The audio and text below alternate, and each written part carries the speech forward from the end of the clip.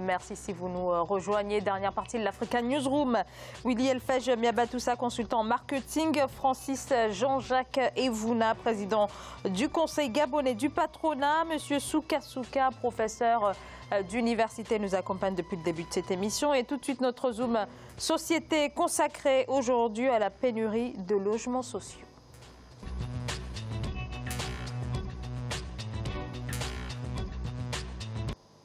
Et le Gabon est l'un des pays concernés par cette problématique avec un déficit en logements sociaux estimé à 200 000 unités. Cette carence pourrait s'aggraver puisque le gouvernement qui avait promis de construire 5 000 logements chaque année, et ce jusqu'à la fin du mandat du président Ali Bongo Ondimba, vient de revoir finalement ses objectifs avec de nouvelles ambitions bien en deçà des engagements pris en début de mandat. Explication Nathalie Mo. Contraintes financières et défaut de livraison pourraient obliger l'État du Gabon à revoir ses ambitions de construction de logements sociaux à la baisse. En effet, la promesse du président Ali Bongo d'offrir 5 000 logements sociaux par an au cours de son premier mandat n'a pas pu être effectivement réalisée selon les observateurs locaux. Aujourd'hui, l'entreprise espagnole en charge du projet Main Global s'engage aux côtés du gouvernement à construire 1 000 habitations à coût réduit chaque année. Dans cette nouvelle perspective, la capitale Libreville devrait être prioritaire par rapport au reste du territoire. Et si au niveau des programmes, la priorité, le logement n'est pas pris en compte comme priorité, ça va être difficile. À partir de ce moment, il faut aller vers des partenariats publics-privés. Mais ces partenariats publics-privés peuvent-ils accepter dans un environnement où il n'y a pas suffisamment un environnement des affaires, de justice qui fonctionne?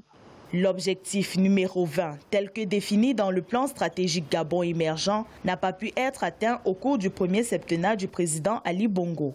Au lieu de 35 000 logements attendus, on en dénombre moins de 15 000 à ce jour. De plus, des litiges opposent régulièrement des squatteurs aux propriétaires légaux de ces logements sociaux.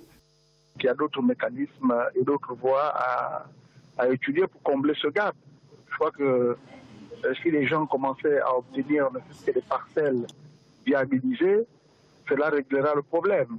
Le Gabon accuse un déficit de 200 000 logements. Signataire du nouvel agenda urbain de Quito en 2016, le Gabon est en partenariat avec l'ONU Habitat en vue de l'amélioration de son code de l'urbanisme et de la construction. Alors finalement, 1000 logements par an et non plus 5000 comme c'était l'engagement du président Ali Bongo Ondimba. Un renoncement qui intervient alors qu'on est finalement au tout début de son septennat. Est-ce que la question du logement social est véritablement une priorité pour le gouvernement gabonais? Tout à fait. Il faut comprendre une chose. Vous savez, entre la décision et l'effectivité de la décision, il y a toujours une marge, surtout en Afrique. Voilà un président qui est élu et qui annonce effectivement de mettre en place un dispositif qui permettrait de mettre 5 000 logements en une année. Mais est-ce que ce président avait été aidé par des gens qu'il a mis à la tête de ces départements-là pour pouvoir mettre en musique la vision qu'il avait de l'habitat et de l'habitat décent? Je suis sûr que c'est à ces niveaux. Premièrement, la deuxième chose est que il y a un problème d'aménagement des terres, vous l'avez entendu par l'intervenant tout à l'heure, qui effectivement se plaint du fait que les terrains ne sont pas viabilisés. Effectivement, il faut un nouveau plan d'urbanisation et c'est ce justement qui est en cours. Le chef de l'État a donné des instructions lors des séminaires qui se passent au niveau gouvernemental aujourd'hui, qui devrait prendre justement à bras le corps l'effectivité. Alors l'effectivité, c'est 1000 logements par an et non plus 5000. Donc là, on est bien loin de l'objectif énoncé. Le Gabon, il ne faut pas se leurrer, a aujourd'hui un problème de recettes dû au fait que depuis quelque temps déjà, nous avons perdu la mobilisation financière dont peut attendre l'État. Il y a donc entre, je disais bien, la décision qui est prise par le chef de l'État, la lettre de cadrage qu'il donne au gouvernement, c'est le bras séculier pour exécuter ces choses-là, entre cela et l'effectivité, la faisabilité de la chose, il y a une marge. Il faut des outils. Et ces outils, il manquait. Il n'y avait pas des terrains viabilisés. Il faut les trouver. Alors, ça veut dire que pendant la campagne présidentielle et ensuite pendant les engagements pris par le président Ali Bongo Ondimba, finalement, on a énoncé des chiffres comme ça, 5 000, c'est-à-dire qu'il n'y a pas eu d'études pour fixer cet objectif-là? Entre l'idée de projet, je vous l'ai dit déjà tout à l'heure, le chef de l'État donne une instruction. Il instruit le gouvernement à aller dans tel ou tel sens. Et si, effectivement, il n'y a pas matière, le président de la République a peut-être été confronté aux ressources humaines nécessaires pour pouvoir mettre en musique cette décision qu'il a prise. Et ajouter à cela également l'amusement des recettes financières que l'État pouvait attendre pour faire en sorte que les 5 000 logements soient construits. Il y a effectivement un problème de distribution des terres. Il y a les problèmes de relogement. Tout ceci concourt au fait que nous n'ayons pas pu atteindre l'objectif fixé par le chef de l'État. Je pense que ce n'est pas peine perdue. Aujourd'hui... mais est-ce que le renoncement n'a pas été un peu trop rapide? On est à 2 ans, le président est venu au début de son septennat 2016, là on est en 2018. Je ne pense pas qu'il y ait eu renoncement. Il y a juste que on est en train de mettre en place les outils nécessaires. Notamment, il a été créé des structures pour le faire. L'ANUTTC, c'est-à-dire l'Agence nationale des travaux topographiques et d'urbanisation, qui attendait les moyens justement qui ne sont pas arrivés à temps pour que, effectivement, on prenne à bras le corps ce problème de construction de logements sociaux. Alors, le gouvernement gabonais évoque effectivement des contraintes financières pour justifier finalement cette réduction des ambitions, 5 000 au lieu de 1 000 au lieu de 5 000 logements par an. Mais est-ce qu'il n'y a pas un problème de priorité où l'ILFEJ a mis tout ça? Non, je ne dirais pas qu'il y a un problème de priorité. Je vais rester un peu sur la même ligne que ce que vous disiez tout à l'heure. Je pense que c'est plutôt...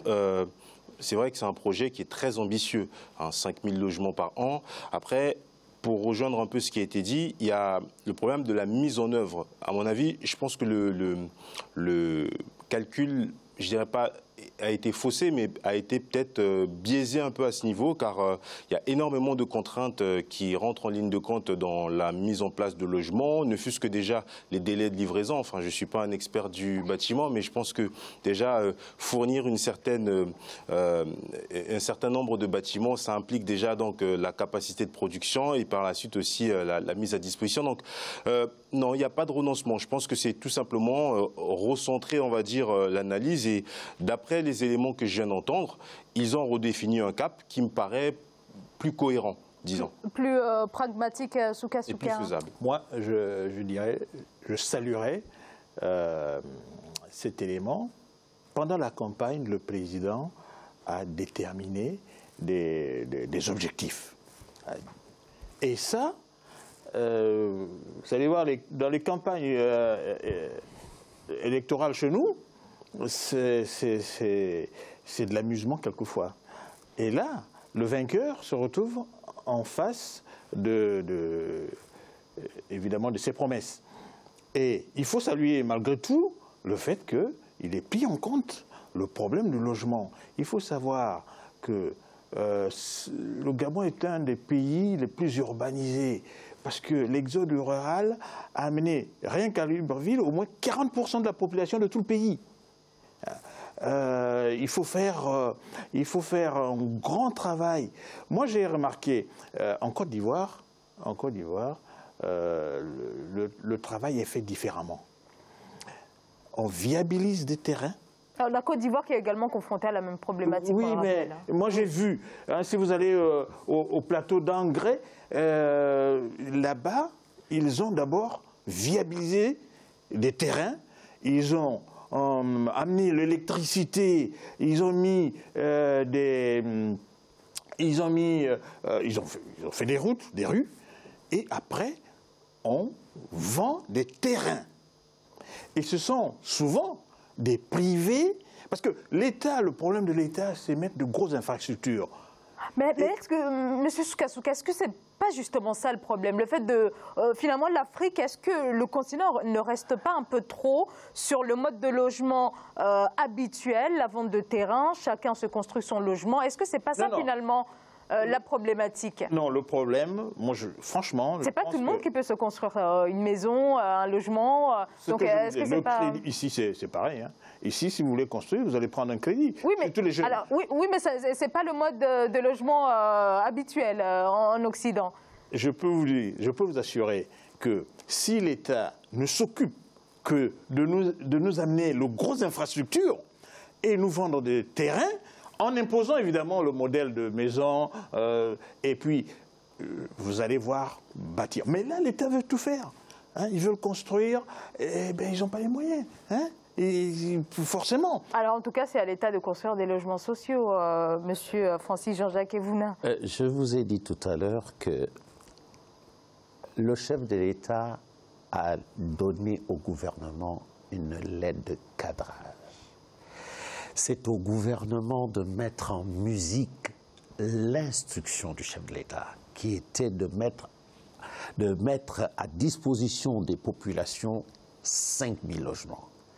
Mais il y a eu un mécanisme qui n'a pas fonctionné, je vous l'ai dit tantôt, qui a fait que, entre les missions dévolues à la NUITTC dont je vous ai parlé tout à l'heure, les problèmes budgétaires du pays, c'est tout cela qui n'était pas conciliable à un moment donné, qui fait qu'aujourd'hui, effectivement, on est revu à la baisse avec une étude beaucoup plus approfondie qui permettrait effectivement que la volonté du chef de l'État, qui est aujourd'hui de faire dans l'égalité de chance, que la mesure ou que l'idée qu'il promeut aujourd'hui soit mise en exergue pour le bonheur des populations gabonaises. Voilà ce qu'il faut retenir en gros. Et le gouvernement, aujourd'hui, je vous l'ai dit, on sort d'ailleurs, il y a quelque temps, d'un séminaire gouvernemental, il y a quelques semaines, je puis vous le dire, les instructions ont encore été données pour que cette égalité de chance, cette justice sociale, cette équité-là que le chef de l'État voudrait mettre en exergue au cours de ce deuxième mandat soit effective. C'est-à-dire que le gouvernement doit tout faire pour trouver des voies et moyens cohérents pour faire en sorte que nous atteignions justement et que nous résorbons le déficit en logement et en logement décent pour les années à venir. Voilà ce qu'il faut retenir sur cet aspect de la révision à la baisse du nombre de logements qui était prévu lors du premier mandat du chef de l'État. Alors c'est bien sûr une problématique qui concerne quasiment tous les pays africains. Alors ce n'est qu'au début des années 2000 où les différents pays ont commencé un petit peu à s'attaquer au problème. On pense notamment au Burkina Faso, la Guinée équatoriale et puis un petit peu plus tard la Côte d'Ivoire. La prise en compte de cette carence dans les politiques africaines a tardé Willy Miabatoussa. Vous savez, on va pas refaire le procès des décisions qui auraient pu être prises antérieurement. Moi, je pense qu'il faut retenir la prise de conscience. Mais est-ce qu'il y a une réelle prise de conscience? Oui, je pense que pour le Gabon, il y a une prise de conscience. Pas que pour le Gabon, pour ne pas de manière plus large, en partant du Gabon et en élargissant à d'autres pays. Je pense que la prise de conscience y est. Maintenant, tout se joue dans les moyens de ces actions. Parce qu'aujourd'hui, on parle par exemple des problèmes des terrains viables. Ça, c'est quelque chose qui gangrène pas que le Gabon. Moi, je peux prendre l'exemple chez moi en République du Congo, où on a eu des maisons qui ont totalement été rasées par la pluie. Donc, la prise de conscience est présente, mais maintenant, c'est comme on dit, il faut se donner les moyens de ses actions. Voilà. Très bien, merci beaucoup à tous les trois. Merci à vous, Monsieur Souka Souka. Je rappelle que vous êtes professeur d'université. Francis Jean-Jacques Evouna, vous êtes le président du Conseil gabonais du patronat. Willy Elfej Mouabatoussa, je rappelle que vous êtes consultant en marketing. Un grand merci à vous d'avoir accepté notre invitation. Fin de cette émission. Merci à vous, bien sûr, de nous avoir suivis. Je vous retrouve demain. Très bonne soirée.